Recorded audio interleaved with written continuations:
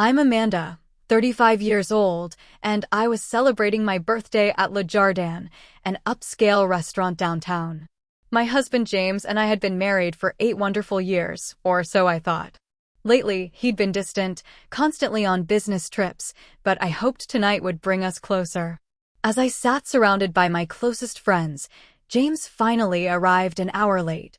The strange energy around him was palpable as he cleared his throat and made an announcement that silenced the entire room. Before I tell you what happened next, let me know where you're watching from and hit that subscribe button if you want to see how I turn this nightmare into my comeback story. Before my world shattered that night, James and I had what everyone called the perfect marriage. We met during our senior year of college at a mutual friend's graduation party. I was studying interior design, focusing on sustainable luxury spaces. James was finishing his degree in software engineering with job offers already lined up. The moment we locked eyes across that crowded backyard, something clicked. He asked for my number that night, and by the next morning, I already had a text asking me to dinner. Our courtship was a whirlwind. James pursued me with an intensity that swept me off my feet. He would leave little notes on my car windshield between classes. He remembered every detail about my favorite foods, colors, and dreams. Within 6 months, we were inseparable. I still remember how he proposed during a weekend trip to Lake Tahoe, down on one knee at sunset with the water shimmering behind him. "Amanda, you're the only woman I want to build a life with," he had said, his voice trembling slightly. "Will you marry me?" I said yes without hesitation. Our wedding was intimate but beautiful, just 70 guests at a restored barn venue with string lights and wildflowers everywhere. We wrote our own vows, and James promised to always be honest, faithful, and present. I can still recite his words from memory. "I promise to be your rock, your partner, your best friend. Where you go, I go. Your dreams are my dreams." The first years of marriage were everything I'd hoped for. We bought a craftsman-style home in a quiet neighborhood, with enough space for the family we planned to have someday. I launched my interior design business, which quickly gained traction with local clients who appreciated my sustainable approach. James advanced rapidly at his tech company, becoming a project lead within 2 years. Sure, there were challenges. James traveled frequently for work, sometimes gone for 3 or 4 days at a time visiting clients across the country. I threw myself into my business during those absences, building a name for myself in the design community. We were both ambitious, supporting each other's career goals while making time for our relationship when we could. The first 3 years passed in a happy blur. We took amazing vacations to Costa Rica, Portugal, and Japan. We renovated our kitchen together, laughing through the inevitable disasters. We hosted dinner parties for our friends, who often commented on how in sync we seemed, finishing each other's sentences and exchanging those knowing glances that only come with deep intimacy. Looking back, I should have noticed when things began to change around year 4. The business trips became more frequent. 2 days stretched to 5, sometimes longer. James was constantly on his phone, stepping out of rooms to take calls. When I asked about his work, his answers became vague, peppered with technical jargon I couldn't follow. "It's just client stuff, Amanda." "Nothing interesting," he'd say, quickly changing the subject. I tried to ignore the growing distance between us. I planned special date nights when he was home, cooking his favorite meals and creating reasons to celebrate. For his 35th birthday, I organized a surprise weekend in Napa Valley, touring vineyards and staying at a luxury resort. He seemed genuinely happy that weekend, present in a way he hadn't been in months. "I don't deserve you," he said one night as we sat on our balcony overlooking the valley. I laughed it off then. Now those words haunt me. As my 35th birthday approached, I decided to make it special. Not with extravagant trips or gifts, but by gathering our closest friends at my favorite restaurant, Le Jardin. I reserved the private dining room, selected a seasonal menu, and even ordered a custom cake from the artisanal bakery downtown. I sent invitations to our 10 closest friends, including my best friend Rachel, who had been my rock through all the lonely nights when James was traveling. The morning of my birthday, James kissed me goodbye, promising to meet me at the restaurant. I have something special planned, he said cryptically. Today will be memorable, I promise. I spent the day getting ready, visiting my favorite salon for a blowout, splurging on a new emerald green dress that made my eyes pop. As I got dressed that evening, I felt a flutter of hope that perhaps tonight would mark a turning point for us. Maybe James had finally secured that promotion he'd been hinting at, the one that would require less travel. Maybe we could finally start trying for the baby we'd put off for my career. I arrived at Le Jardin early to make sure everything was perfect. The private room looked stunning, with soft lighting and the elegant table settings the restaurant was known for. As I adjusted a flower arrangement, I had no idea that in just a few hours, my carefully constructed life would crumble before my eyes. The party began wonderfully. Rachel arrived first, hugging me tightly and presenting me with a small box from my favorite jewelry store. "Happy birthday, sweetie," she said. 35 looks good on you. One by one, my other friends arrived. Mark and Diana, our neighbors who had become close friends over years of impromptu backyard barbecues. Sophia and Tyler, my college roommate and her husband. Jessica, my first client who had become a dear friend. Brian and Alicia, who we'd met through James' work. Even my cousin Katie made the drive from 3 hours away. The champagne flowed freely as we settled around the table. My friends toasted me, sharing funny stories and memories from our years together. The only empty chair was James', conspicuously vacant as we moved from cocktails to appetizers. I checked my phone repeatedly, trying not to let my disappointment show. One text from James at 6:30, running late. Don't worry. Another at 7:15, bringing special guests. Save 2 extra seats. Rachel noticed my distraction and squeezed my hand under the table. I'm sure he has something amazing planned, she whispered. Maybe he's bringing your parents as a surprise? That didn't make sense since my parents were on a cruise in Alaska, but I appreciated her attempt to reassure me.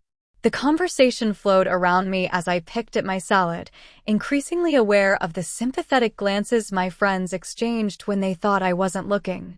It was nearly 8 o'clock when the door to our private dining room opened. James stood there, his expression a strange mix of nervousness and defiance.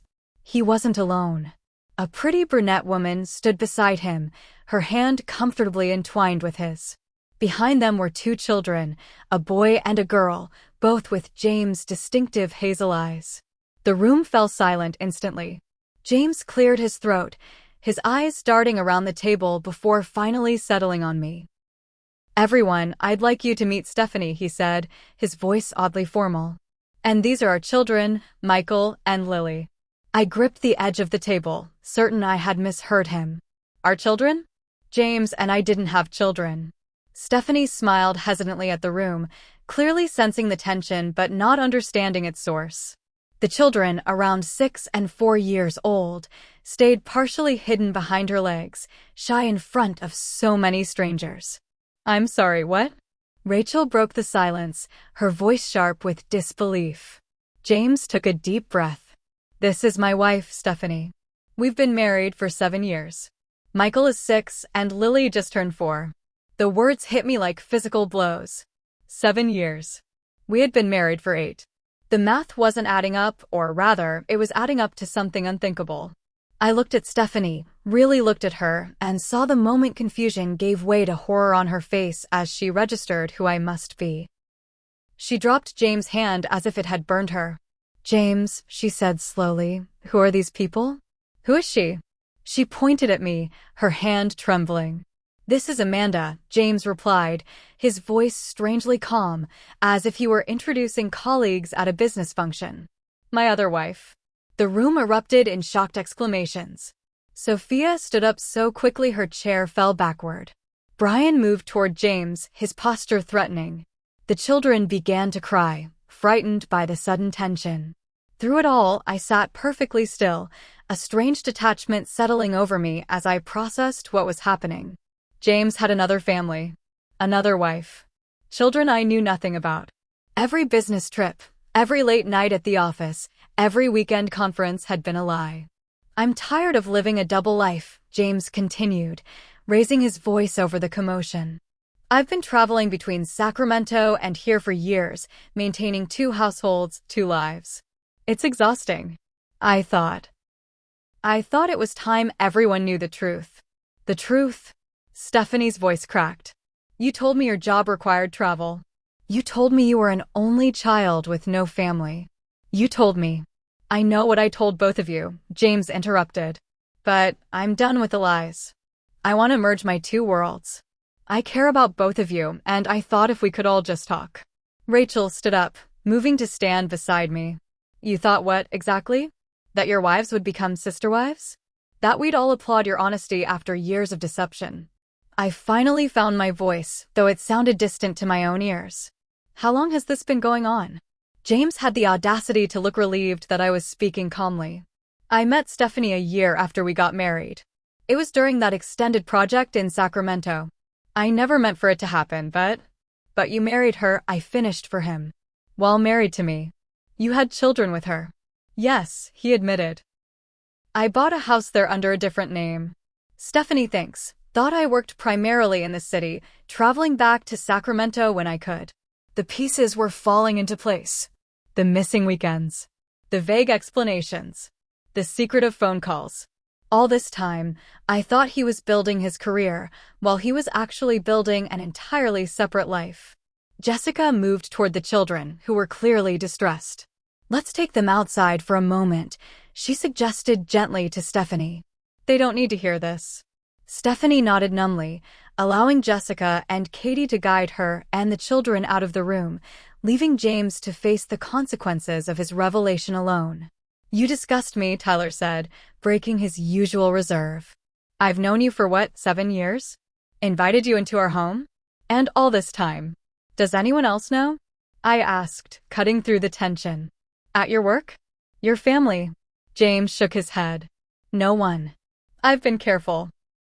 Careful, I repeated, the word tasting bitter. You've been careful while destroying lives. Not just mine, but hers too. And those children. The enormity of his betrayal washed over me in waves. This wasn't just an affair. This wasn't just lies.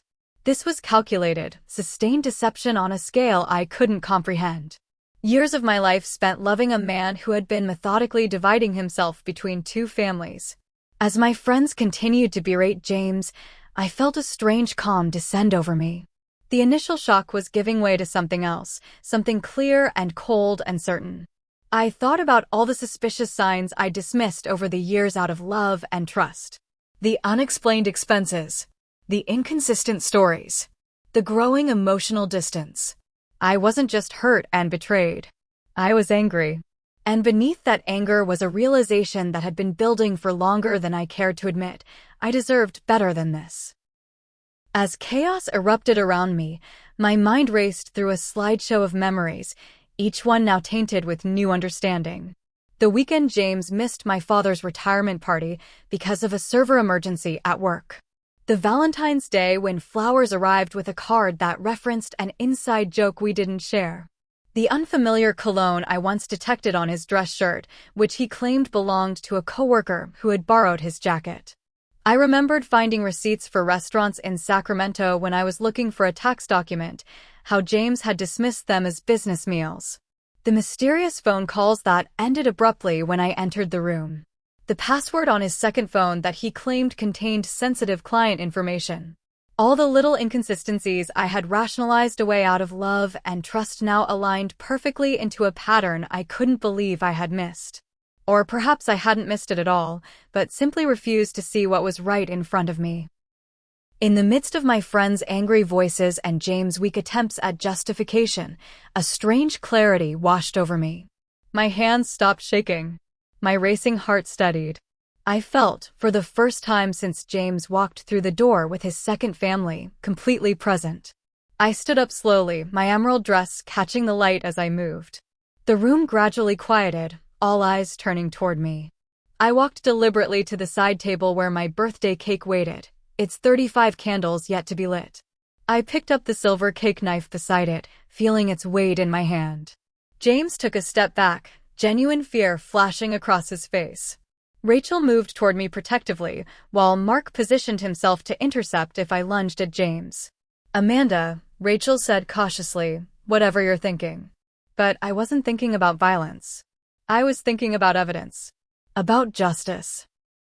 About the careful documentation I had been compiling for the past 3 months, ever since I found the second phone hidden in James' golf bag when I was looking for a lost earring. Instead of lashing out, I set down the knife and reached for my purse, pulling out my own phone. I walked to the media setup in the corner of the room, originally intended for birthday photos and videos. "What are you doing?" James asked, his voice rising with anxiety. "What I should have done months ago," I replied calmly, connecting my phone to the display screen on the wall. Telling the truth. The screen flickered to life, showing a folder labeled James Evidence. I tapped it open, revealing dozens of organized files. 3 months ago, I explained to the room as I navigated through the folders, I found a phone I didn't recognize hidden in our house. Instead of confronting James immediately, I decided to look deeper. What I found surprised even me. I opened the first file, displaying bank statements from accounts I had never seen before. Accounts and names I didn't recognize, but with James' social security number. James hasn't just been maintaining 2 families, I continued, scrolling through the evidence. He's been embezzling from his company to fund this double life. The screen showed transfers from his company's client accounts to the shell corporations he had established. Hundreds of thousands of dollars moved through a complex web of transactions, eventually funding the mortgage on a house in Sacramento, private school tuition for the children, and a lifestyle comparable to the one he maintained with me. James lunged toward the screen. "Turn that off now," he shouted, but Brian and Tyler restrained him. "You might want to see this too," I told him coldly, switching to the next file. "These are the surveillance photos from the private investigator I hired." Images appeared on screen. James with Stephanie and the children at a park, James entering an office building that wasn't his company's, James meeting with someone who, according to my notes, was a document forger known for creating false identities. Rachel gasped. "You knew? All this time?" "Not all this time," I clarified. "Just the past few months. At first, I thought it was just an affair. Something we could maybe work through with counseling. But then I found the financial records." I clicked to another folder, revealing copies of tax returns. "He's been filing separately with both of us, claiming different exemptions and dependents. That's tax fraud." The door opened, and Jessica re-entered with Stephanie, whose face was tear-streaked but composed. The children remained outside with Katie. "She should see this," I said, nodding toward Stephanie. "See what?" Stephanie asked, her voice hollow. "The truth about the man we both married," I replied, gesturing to the screen. "He's not just a bigamist. He's a criminal." I switched to another folder, this one containing screenshots of emails and text messages I'd recovered from the second phone before James realized it was missing. "James Holloway isn't even his real name," I explained, displaying his actual birth certificate alongside the falsified one he had used with Stephanie. "His real name is James Hollis. He changed it slightly when he created his second identity." Stephanie staggered back against the wall, her face ashen. "The house," she whispered. "The schools, the vacations, the investments he said we were making for the children's future. All funded with stolen money," I confirmed. "And there's more." I clicked on another folder, revealing a third set of photos. A blonde woman with a baby, with James clearly visible beside them. "This is Elizabeth in Portland," I said, my voice steady despite the renewed shock rippling through the room. "From what I can gather, she's pregnant with his second child there. Their first is about 8 months old." James stopped struggling against Brian and Tyler's grip, slumping in defeat as his entire world of lies unraveled on screen. "You've been busy," I told him, my voice deceptively calm. 3 families in 3 cities. Multiple identities. Corporate theft. Tax fraud. How did you think this would end? James stared at the floor, no longer attempting to defend himself. The room was completely silent, the full magnitude of his deception still sinking in. I turned to Stephanie, who looked as shell-shocked as I had felt months ago when I first discovered the truth. "I'm sorry you had to find out this way," I told her. "I didn't know about you until recently, and I've been building this case before taking it to the authorities. I thought I had more time, but James apparently had other plans tonight. Why? Stephanie asked, but she wasn't talking to me. Her gaze was fixed on James. Why would you do this to us? To our children? James finally looked up, his face a mask of conflicted emotions. I didn't want to choose, he said simply. I wanted everything. And for a while, I had it. The restaurant manager appeared at the door, attracted by the commotion. Is everything all right in here? Should I call someone? I looked at James, then at the evidence still displayed on the screen. Yes, I said firmly. Call the police. Tell them we need to report multiple cases of fraud, identity theft, and embezzlement. James made a sudden break for the door, shaking off Brian and Tyler's loosened grip, but Mark was faster, blocking his exit. You're not going anywhere, Mark said, his voice low and threatening. Except maybe to jail. As we waited for the police to arrive, the full scope of James' deception continued to unfold on the screen. I had been methodical in my investigation, working quietly while maintaining the facade of our marriage. The evidence was damning and comprehensive. These are records of properties purchased under 3 different names, I explained, showing deed transfers and mortgage documents. All funded through embezzled money from clients of Technova, James' employer. Stephanie had taken a seat, her face blank with shock as she processed each new revelation. The lake house in Tahoe, she murmured. He said it was a family inheritance. Purchased 4 years ago with money siphoned from a development project, I confirmed.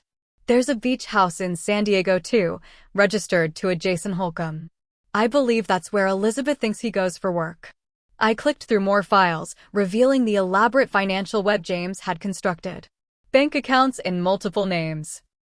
Investment portfolios. Even offshore accounts in the Cayman Islands. How did you find all this? Rachel asked, her legal mind clearly impressed despite the circumstances. It started with the second phone, I explained. Once I had access to that, I found emails referencing accounts and properties I knew nothing about. I hired a private investigator who specialized in financial fraud. Then I taught myself some basic digital forensics. I displayed screenshots of text messages between James and his various associates, many discussing how to move money without detection. There were conversations with someone referred to only as D, who appeared to have helped create the false documentation James used to establish his multiple identities. The tax evasion alone would put him away for years, Rachel commented, her experience as a corporate attorney evident. Combined with the identity fraud and embezzlement, James remained silent, trapped by the weight of evidence against him. When he finally spoke, his voice was barely audible. You don't understand. I was building something for all of you. Building? Stephanie's voice cracked with emotion. You were destroying lives. Our children think their father is a successful, honest man. What happens to them now? That's not my fault, James protested weakly. If Amanda had just accepted the situation instead of digging into things that weren't her business. The audacity of his statement stunned the room into silence. I laughed, a sharp sound without humor. Weren't my business? You stole 8 years of my life with lies. You committed crimes using accounts connected to my name. You put both of us, I gestured to Stephanie, at legal risk with your financial schemes. And you have the nerve to suggest this is my fault. Rachel moved protectively to my side as James stood up straighter, his expression hardening. You were never supposed to find out, he said. None of this had to happen. But it did happen, I replied steadily. And now everyone knows exactly who you are. The restaurant manager reappeared. The police are here, he announced. They're waiting in the main dining room. James made one last desperate attempt, looking at Stephanie with pleading eyes. We can work this out. For the kids. Think about Michael and Lily. Stephanie's expression was ice cold. I am thinking about them. About the father who has been lying to them their entire lives. About the legal and financial mess you've created that will follow them for years. She turned to me. I'll cooperate fully with whatever legal action you're taking. As security personnel from the restaurant moved to escort James to the waiting police officers, he turned to me one last time. I did love you, Amanda. In my way. I met his gaze evenly. That's the problem, James. Your way of loving destroyed everything it touched. After James was escorted out, I addressed my stunned friends and Stephanie. "I'm sorry your children had to be part of this," I told her sincerely. "They don't deserve any of what's about to happen." "No," she agreed quietly. "They don't. But neither did you. Or I." I nodded toward Jessica. "Would you and Katie mind staying with the children while Stephanie and I speak with the police? They shouldn't have to witness this part." As Jessica agreed, Rachel pulled me aside. "Amanda, as your friend and as a lawyer, I have to tell you this is going to get complicated. The financial entanglement alone." "I know," I interrupted gently. "But living a lie was worse. At least now we can deal with the truth, however painful." In the main dining room, James was already in handcuffs, speaking urgently with the officers. When he saw Stephanie and me enter together, his face fell, the last of his manipulation tactics failing as he realized we were united against him. As the police took our initial statements and explained the process for formal interviews the following day, I felt a strange sense of release. The burden of carrying this knowledge alone for months had been crushing. Now, at least, everything was in the open. One of the officers pulled me aside. "Ma'am, we'll need access to all the evidence you've gathered. This case crosses multiple jurisdictions, and several federal agencies will likely become involved." I nodded, handing him a flash drive. "This contains everything I found. Names, dates, account numbers, properties. There's probably more I haven't discovered yet." As James was led away, he looked back once, his expression unreadable. I wondered if he felt remorse, or just regret at being caught. Either way, it no longer mattered to me. The man I thought I knew had never existed. The birthday party that was supposed to mark a new beginning in our marriage had indeed become a turning point, just not the one either of us had imagined. As my friends gathered around me in support, I realized this was the first honest moment James and I had shared in years. The hours after James was taken away passed in a blur of police statements, tearful conversations, and logistical challenges. Stephanie's parents drove in from Folsom to collect her and the children, who were confused and frightened by the night's events. Before they left, Stephanie and I exchanged phone numbers, a strange bond forming between us through our shared betrayal. "I never would have knowingly gotten involved with a married man," she told me, her eyes red from crying. "I need you to know that." "I believe you," I assured her. We were both victims of the same deception. My friends refused to leave my side, forming a protective circle as reporters began gathering outside the restaurant, tipped off by someone about the arrest of a local businessman for fraud and bigamy. Rachel's law firm connections helped secure a private exit through the kitchen, avoiding the growing media presence. "You can't go home tonight," Rachel insisted. "He might have associates we don't know about, and your address is public record." I hadn't even thought about the practical implications of my safety. The adrenaline that had carried me through the confrontation was fading, leaving me exhausted and increasingly numb. "You'll stay with us," Diana decided, her tone leaving no room for argument. "Mark can go to your house in the morning to get whatever you need." That first night in Diana and Mark's guest room was the longest of my life. I lay awake until dawn, replaying every moment of my marriage, questioning every memory. Had any of it been real? Had James ever truly loved me, or had I just been a convenient cover for his elaborate scheme? Morning brought a flood of calls and notifications. James' arrest was the lead story on local news, with business reporters particularly interested in the embezzlement angle. Technova, his employer, issued a statement distancing themselves from him and promising full cooperation with authorities. My phone rang with a number I didn't recognize. It was Elizabeth, the woman from Portland. "Is it true?" she asked without preamble, her voice thick with emotion. "About James?" "Yes," I said simply. "All of it." Her baby cried in the background as she processed this. "I'm 4 months pregnant," she whispered. "With his second child. He told me he was divorced." My heart broke for her. At least Stephanie and I had each other to confirm our experiences, but Elizabeth had been completely isolated. "I'm so sorry," I told her. "The police will want to speak with you. There's evidence of accounts in your name too." "In my name?" Her voice rose in panic. "I never opened any accounts with him." Another layer of James' deception revealed. You should get a lawyer, I advised her. This is going to get complicated. After ending the call with Elizabeth, I met with my own attorney, a divorce specialist Rachel had recommended. The legal picture he painted was daunting. Your marriage is legally valid since it came first, he explained. Stephanie's isn't, technically speaking, which creates complications for her children's rights. The financial fraud adds multiple layers of complexity since assets may be frozen during investigation. What about the house? I asked. Our home. If it was purchased with legitimate funds before the fraud began, you have a good claim to it. But if there's any evidence that embezzled money went into mortgage payments or renovations, it could be subject to seizure. I thought about our kitchen remodel 3 years ago, which James had insisted on paying for entirely from his bonus. Another red flag I had missed. That afternoon, accompanied by Mark and a locksmith, I returned home to change the locks and security codes.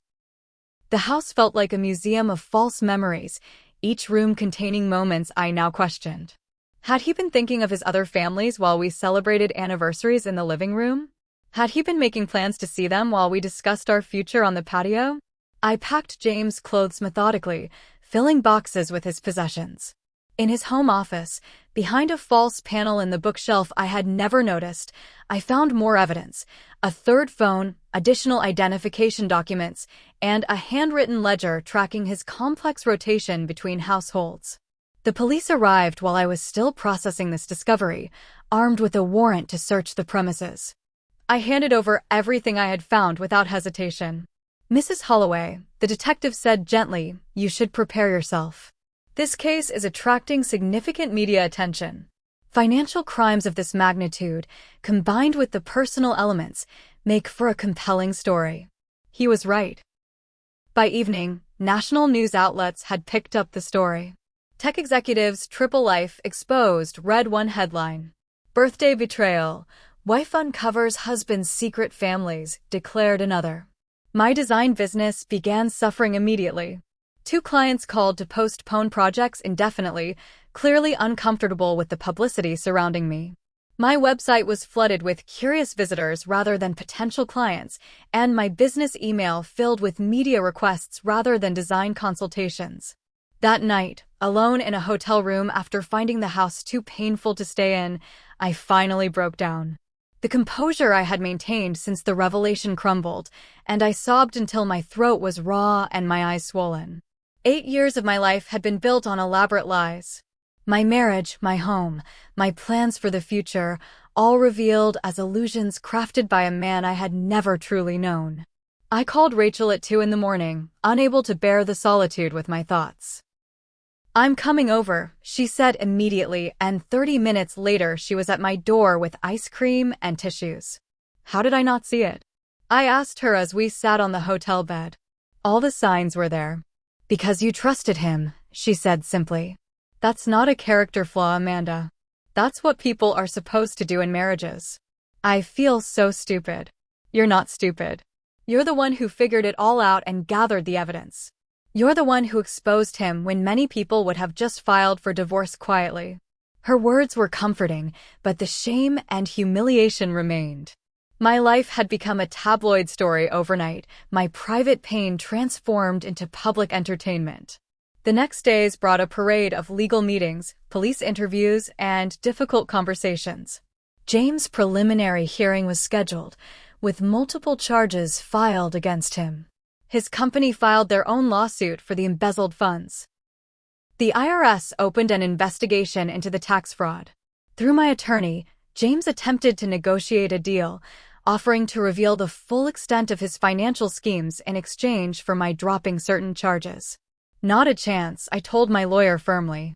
He doesn't get to manipulate his way out of this. A week after the birthday party revelation, I received an unexpected call from Stephanie. I've been thinking, she said, her voice stronger than when we'd last spoken. We should meet. Just us. There are things we both probably need to know. I agreed, and we arranged to meet at a quiet cafe halfway between our cities.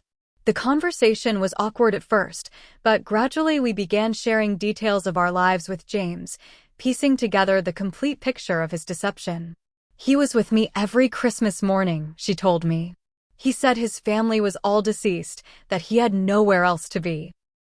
He was with me every Christmas Eve and left early on Christmas Day for what he claimed was an annual client emergency meeting, I replied. Every single year. We compared notes on financial arrangements, personality differences he displayed in each relationship, even intimate details that confirmed we had indeed been involved with the same man despite his chameleon-like ability to present different versions of himself. The children ask about him every day, Stephanie confessed, her eyes filling with tears. What do I tell them? That their father is a criminal? That their whole life has been a lie? I reached across the table and took her hand. You tell them that their father made very bad choices that had nothing to do with them. That he loved them but had a sickness that made him hurt people. That they still have you, and that's what matters most. As we parted, Stephanie hugged me tightly. Thank you, she whispered, for bringing the truth to light. It hurts, but living in ignorance would have been worse. Driving home from that meeting, I realized something important was shifting within me. The initial shock and pain were still there, but alongside them grew a determination to rebuild, to reclaim my life from the wreckage James had created. 2 months after my disastrous birthday party, I sold the house. Despite my attorney's assurances that I could likely keep it once the financial investigations sorted out legitimate from fraudulent assets, I couldn't imagine finding peace there. Every corner held memories now tainted by doubt and betrayal. The sale closed quickly, and I used the proceeds to rent a small but sunny apartment downtown and put the rest in escrow pending the outcome of the various legal proceedings. My new space had no connection to James, no history of lies. Its blank walls and empty rooms represented the fresh start I desperately needed. Rachel suggested I join her therapy group for survivors of relationship trauma. Initially resistant, I finally attended a session after a particularly difficult day when I discovered yet another credit card account James had opened in my name. I'm Amanda, I introduced myself to the circle of women. My husband maintained 3 separate families in 3 different cities for 7 years. I discovered the truth on my 35th birthday. Instead of the pity or shock I'd grown accustomed to seeing on people's faces, I was met with understanding nods and expressions of genuine empathy. These women hadn't experienced the exact same betrayal, but they understood the core of it, the destruction of trust, the questioning of one's own reality, the humiliation of deception. The hardest part, I admitted during my 3rd session, is not knowing if anything was real. Did he ever love me? Was any moment of our marriage genuine? That uncertainty is part of the trauma, the therapist explained. But whether he was capable of authentic love doesn't define your capacity to give and receive love. That remains intact, even if buried under pain right now. Those words became a lifeline as I navigated the complicated aftermath of James' arrest.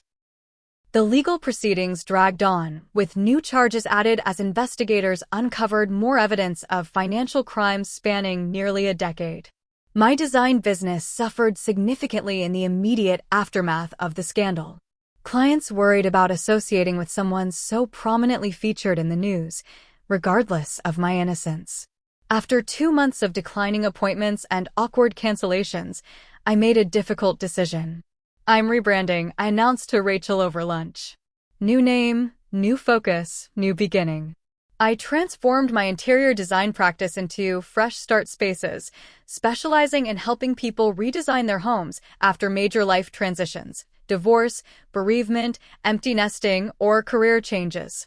I understood intimately now how physical spaces could either trap us in painful pasts or help propel us toward healing futures. To my surprise, the new concept resonated strongly.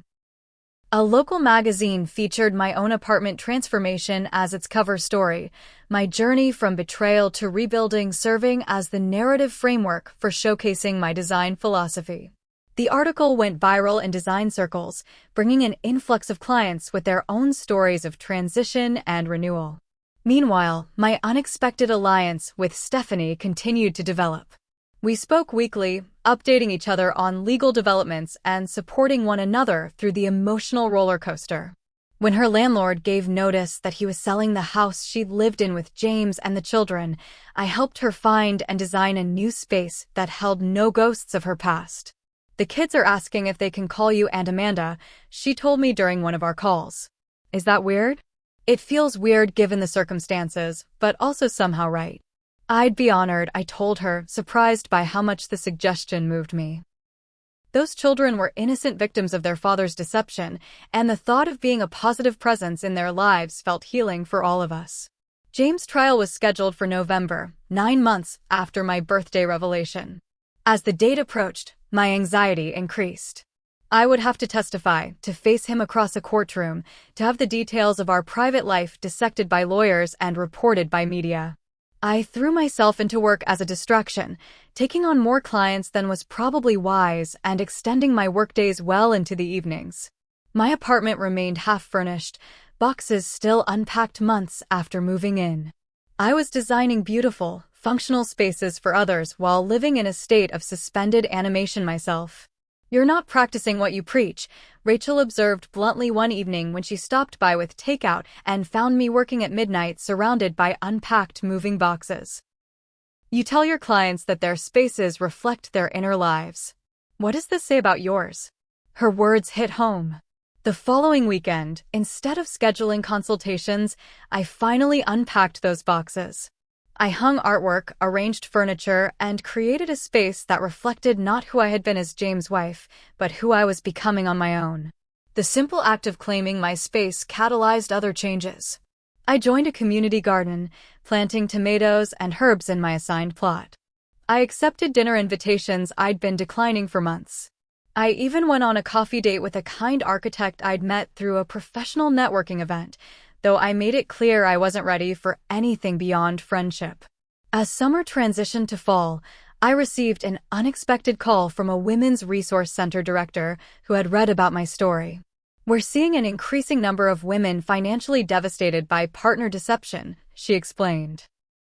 Not just affairs, but hidden debt, gambling problems, financial infidelity.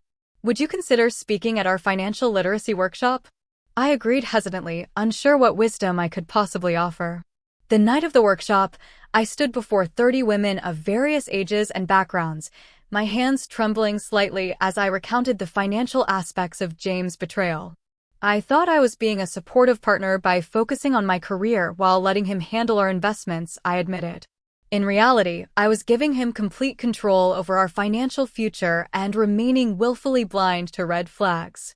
The questions afterward were practical and specific. How could they protect themselves? What documents should they review regularly? What legal protections could they put in place? Separate accounts are good, but transparency is better, I advised. Regular financial check-ins with your partner. Annual credit reports for both of you. Trust but verify. The session ran over by nearly an hour, and afterward, several women approached me privately to share their own experiences or concerns. One elderly woman squeezed my hand tightly. My Harold did something similar 40 years ago, she confided. Not as elaborate, just a second family one town over. I stayed with him for the children's sake, but I never trusted anyone with my money again. Don't make that mistake. Don't let him steal your future too. Her words stayed with me as James' trial date approached. I had survived the initial devastation. I was rebuilding my business, creating new friendships, and finding purpose in helping others navigate similar betrayals. But I hadn't yet confronted the deeper question, could I ever trust again? 2 weeks before the trial, James' attorney contacted mine with a plea deal. In exchange for a guilty plea to all financial charges, prosecutors would recommend a slightly reduced sentence. The evidence was so overwhelming that fighting the charges would only prolong the inevitable. He's asking to speak with you, my attorney informed me, before he accepts the plea. He says there are things he needs to tell you face to face. My immediate instinct was to refuse. What could James possibly say that would matter now? What explanation could justify years of calculated deception? But after discussing it with my therapist, I realized this might be my only chance for the closure I desperately needed.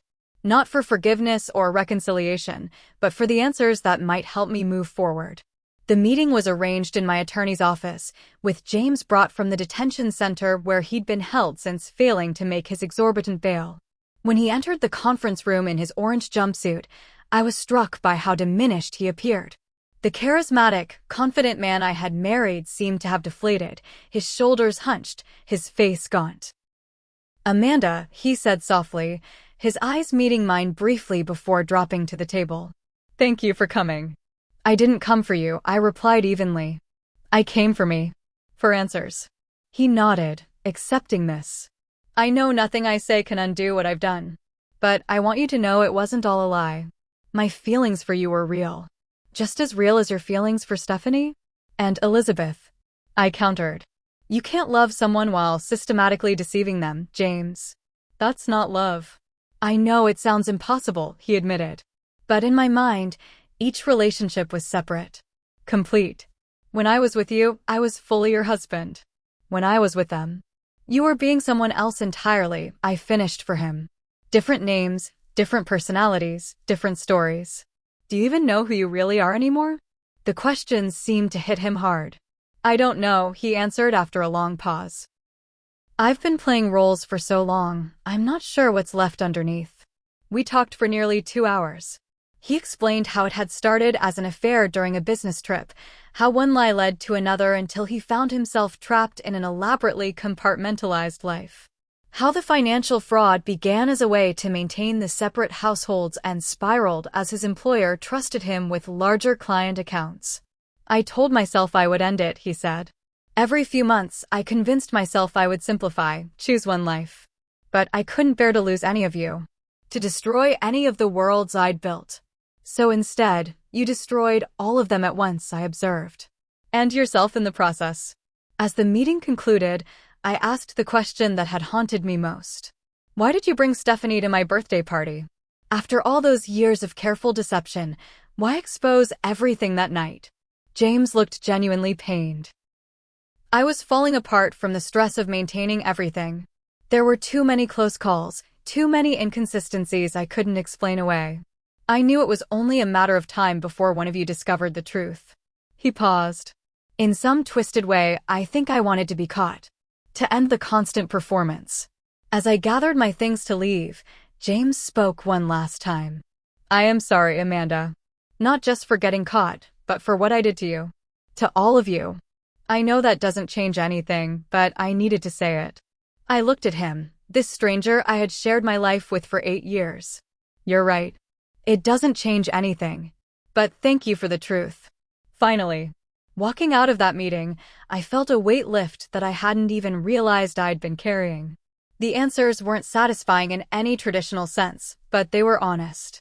For the first time since discovering his betrayal, I felt ready to truly leave James and our marriage in the past.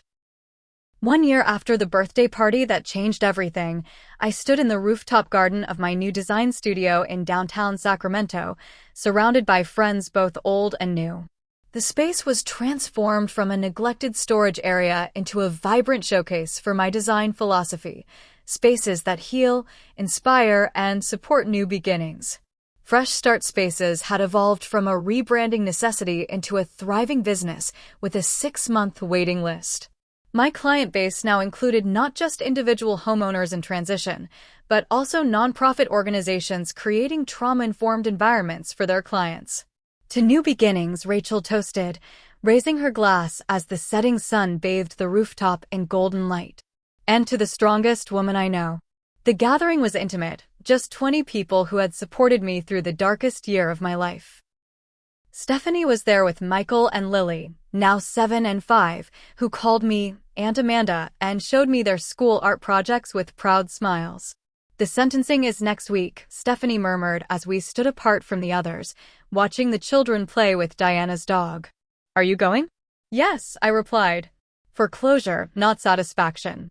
"You?" She nodded. "The kids have written letters to him. They still don't understand fully, but their therapist thought it might help." James had pleaded guilty to all charges as part of his agreement. The financial crimes alone carried a minimum 15-year sentence. The personal betrayal, while not criminal, had left equally lasting damage to those who had loved and trusted him. Elizabeth had moved back to her hometown in Minnesota, rebuilding her life with family support. Her second child, a daughter, had been born 3 months earlier. We maintained occasional contact, another unlikely sisterhood forged through shared experience. The media fascination with our story had eventually faded as newer scandals captured public attention, though I still occasionally received interview requests, particularly from financial journals interested in the mechanics of James' fraud. 6 months earlier, I had been invited to speak at a conference for financial advisors about recognizing signs of partner deception. That appearance led to a book deal for a guide to financial security in relationships, co-written with a respected financial therapist. Never imagined becoming an expert on financial infidelity, I told my gathered friends with a wry smile. But if my experience helps others protect themselves, at least some good has come from it. After dinner, as conversations broke into smaller groups, I found myself standing alone at the edge of the rooftop garden, watching the city lights emerge as darkness fell.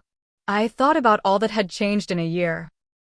The pain hadn't disappeared entirely, but it had transformed into something manageable, even occasionally useful.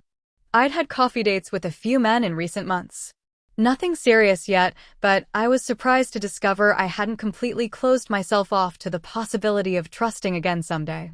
As my therapist had gently reminded me, James' actions reflected his character, not my worth or judgment. Deep thoughts? Mark asked, joining me at the railing. Just reflecting, I replied. A year ago tonight, I thought my life was ending. Instead, it was just beginning in a way I never could have imagined. You've built something remarkable, he observed, gesturing to the design studio below us and the gathered friends. Out of something terrible. I considered this. I think that's what healing is, ultimately. Not erasing the scars, but building something new around them. Incorporating them into a different design than the one you originally planned.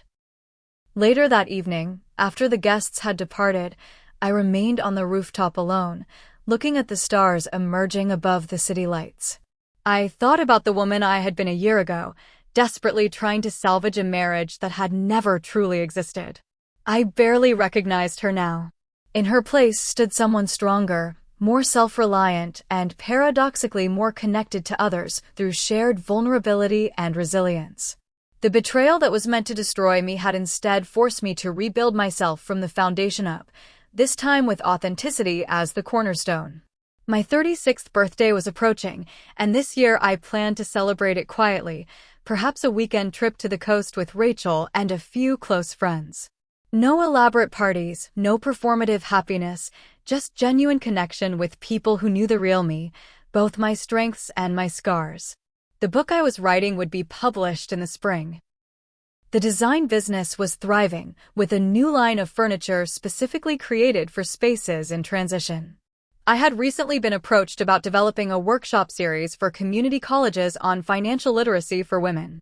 None of these were paths I would have chosen a year ago, yet each felt more authentic to the person I was becoming than the life I had lost.